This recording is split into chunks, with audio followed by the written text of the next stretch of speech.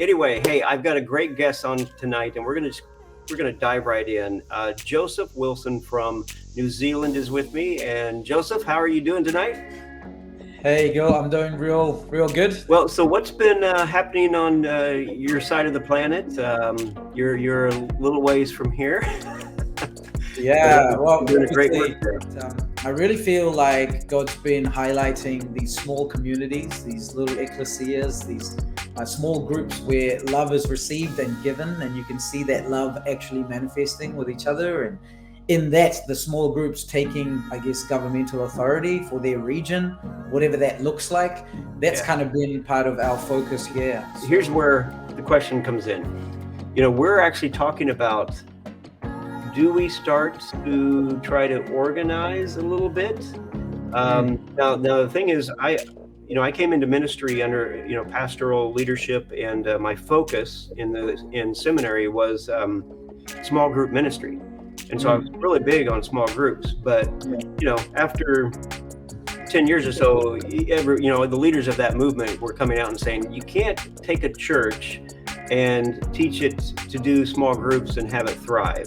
Some did, sure, I know that, but the way to do it is you start your church with small groups and make that the foundation of it, and then the church can rise from that.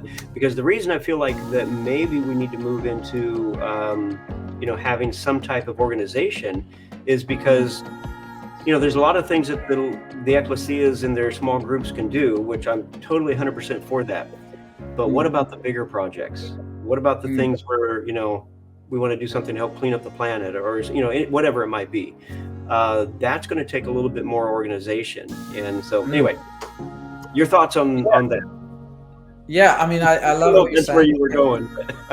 No, well, I'm not, I guess we're seeing a lot of people now asking the question, what's the right model? And I think that model question is a wrong one, in the sense that we're looking for, is it better in big? Is it better in small? Instead of actually looking at what is the core of this and what's the objective of this, So when you say causing us to thrive, who's defining thrive? I love to ask this question. Like, if we were running a business, we would say, okay, the success of the business depends on the revenue or the net profit.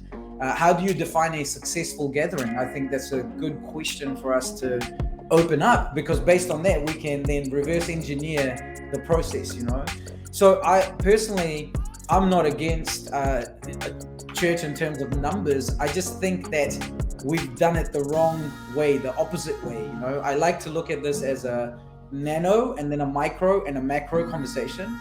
And I think on the nano end, I've got me as a person. On the micro, I've got me in a group.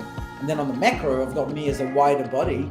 And I think that if I had a healthy nano, it would lead to a healthy micro that would automatically lead to a healthy macro. But I think we've tried to do it the other way around, and we're trying to have this healthy macro, hoping it will lead to a healthy nano. And we've seen that that's not the case,